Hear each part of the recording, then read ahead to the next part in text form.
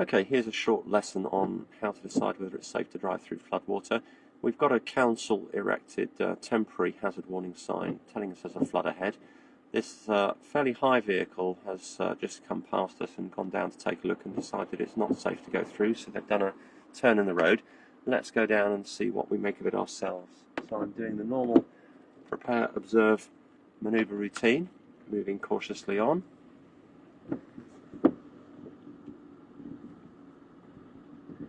This situation's made all the worse in that we've got crushed leaves and water running down the side of the road alongside us. There's a permanent sign that we saw there to the right of the carriageway saying that the road is liable to flooding. And as you can see here, it's a pretty extensive mess we've got in front of us. Also a cycle route, you can tell that because of the markings we've got on the road. It's pretty deep and it goes on for quite a long way, so this is the sort of expanse of water that I wouldn't recommend you try driving through. It's certainly going to get more than a foot or so deep. There's a car in the distance that's appeared and just worked out that it's not going to be able to come through. I presume it's not going to try. We'll find out in a moment. No, they're going to go for it perhaps. It is a Volvo after all. It may not be as deep as it appears. No, I think they've decided that they're not going to risk it. They're probably waiting to see whether I'm going to chance it or not.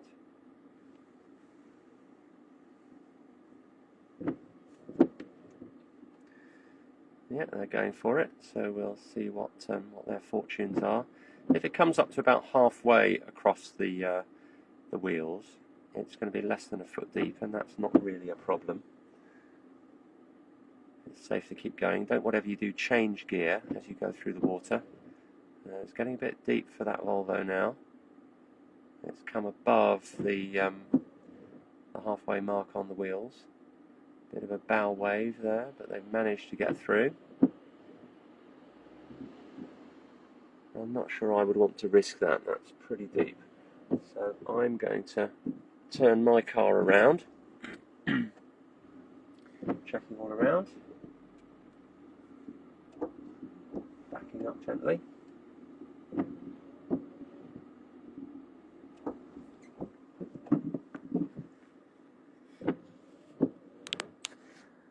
I'm going to have a go at turning left, since it doesn't look like it's so deep and it's a fairly short amount of road that we'd be in the water there.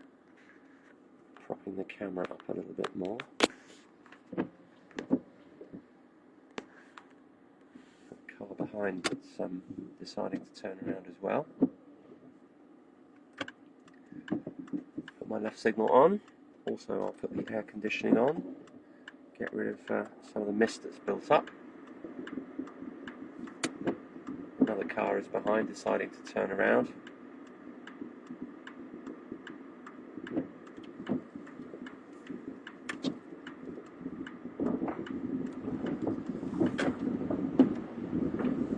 You can hear the noise as we go through the water. It is fairly deep.